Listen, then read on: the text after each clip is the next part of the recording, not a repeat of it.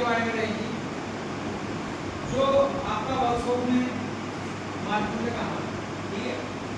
तो आप लोगों ने जैसे देखा होगा ना, आपने कारपेंटर को देखा होगा बढ़ाई को, तो वो मार्किंग के लिए क्या चीज यूज करता है?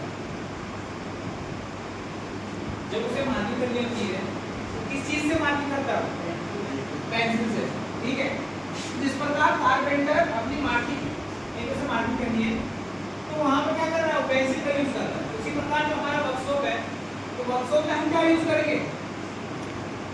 एक ऐसे टूल का जिससे हम मार्किंग करेंगे। तो आज जो हमारा टॉपिक रहेगा वो रहेगा स्क्रैबर, ठीक है।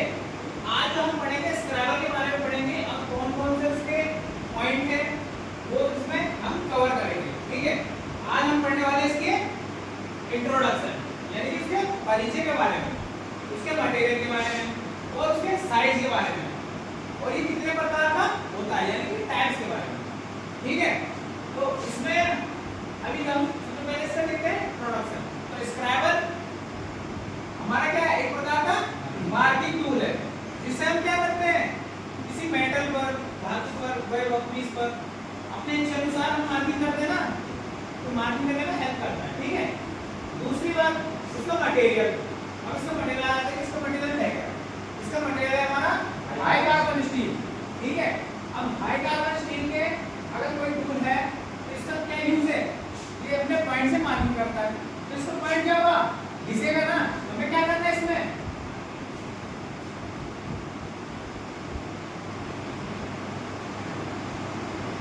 इसको क्या करते हैं हम? हार्ड एंड टेम्पर करते हैं। ये यहाँ पे लिखा हुआ है, ठीक है। इसको क्या करेंगे? हार्ड एंड टेम्पर करेंगे इसका पॉइंट को, ठीक है। और यहाँ पे इसका साइड देख लेते हैं। इसका साइड BIS के अकॉर्डिंग यानी कि BIS यानी कि ब्यूरो ऑफ इंडियन स्टैंडर्ड के अकॉर्डिंग इसका साइज कितना होता है? यानी कि 125 mm से लेके 200 mm तक ये अवेलेबल होता है BIS के अकॉर्डिंग, ठीक है। उसमें अब इसमें हम स्क्रैबर देखते हैं। तो स्क्रैबर इस प्रकार से होता है। ये है बेड स्क्रैबर इधर और ये है स्ट्रेट स्क्रैबर। यानी कि आपका यहाँ पे इसकी बॉडी होगी, वो भी इसमें नर्ड बॉडी यानी कि इसका नर्लिंग दी होगी। इसलिए ग्रिपिंग के लिए नर्लिंग क्यों करते हैं हम? ग्रिपिंग के लिए, ठीक है। इसमें यहाँ पे क्रॉस नर्लिंग बनी हुई है और इसका जो स्ट्रेट पॉइंट इधर है और बैंड पॉइंट इधर है, ठीक है। आपका जो बैंड पॉइंट होगा वो 90 डिग्री पे मुड़ा होगा। यहाँ पे इसका पॉइंट हो गया, ठीक है। अब इसका पॉइंट एंगल कितना होता है? इसके पॉइंट की तो हमने बात कर ली। इसका पॉइंट एंगल होता है वो होता है आपका 12 डिग्री से लेके 15 डिग्री तक होता है, ठीक है। और अब आ जाते हैं इसके टाइप्स के बारे में, कितने प्रकार का होता है। तो आपका होता है पहला जो होता है वो होता है स्ट्रेट स्क्रैबर, जो कि आप देख सकते हो ये है स्ट्रेट स्क्रैबर, ठीक है। और दूसरा आपका जो आपका स्ट्रेट स्क्रैबर होता है वो नॉर्मली जनरल पर्पस के लिए आपका वर्कशॉप में मार्किंग करने के लिए यूज होगा। और आपका जो दूसरा होता है वो होता है बेंड स्क्रैबर। तो बेंड स्क्रैबर इस प्रकार से होगा, उसमें एक सिरा स्ट्रेट होगा, दूसरा बेंड होगा 90 डिग्री पे। तो कहाँ यूज होगा? आपके सरफेस एज में यूज होता है। इसलिए जो आपके खोखले सिलिंड्रिकल जोक होते हैं, होलो सिलिंड्रिकल जोक, उसके अंदर मार्किंग करने के लिए आपका जो लेथ जो चक होता है वो उसको सेंटर पे लाने के लिए और पीस को सेंटर लाने के लिए, ठीक है।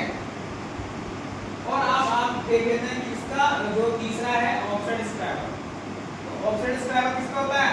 आपका वर्नियर हाइट के लिए यूज होता है, ठीक है। ऑफसेट स्क्रैबर इस प्रकार का होता है,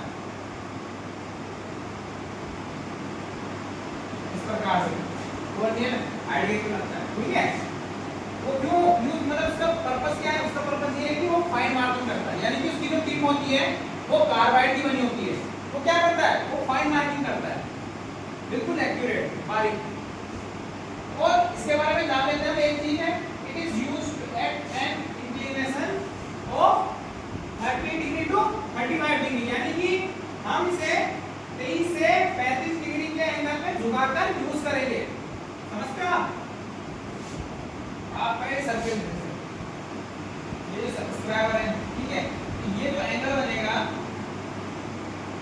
30 डिग्री से ये बनेगा, ये आपका स्क्राइबर, ठीक है। इस प्रकार से हम इसका यूज करेंगे, ठीक है। तो स्क्रैबर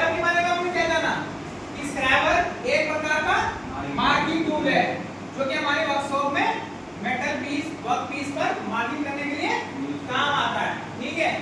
और जो आपका मटेरियल है उसका हाई कार्बन स्टील का होता है, उसका जो पॉइंट होता है वो क्या होता है, हार्ड एंड टेपर्ड होता है।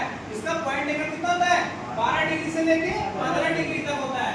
और इसका साइड देख लें तो बीआईएस के अकॉर्डिंग यानी कि ब्यूरो ऑफ इंडियन स्टैंडर्ड के अकॉर्डिंग 125 mm से लेके 200 mm तक मिलता है, ठीक है। अब इसके टाइप देख लेते हैं। पहला स्ट्रेट स्क्राइबर जनरली मार्किंग के लिए यूज होता है। दूसरा बेंट स्क्राइबर आपका लेथ पे यूज होता है। तीसरा offset scriber vernier height gauge पे यूज होता है फाइन एक्यूरेसी के लिए, ठीक है। और इसमें जो झुकाकर एंगल जो आप झुकाकर मार्किंग करेंगे उसको कितने में करेंगे, 30 डिग्री से लेके 35 डिग्री तक, ठीक है।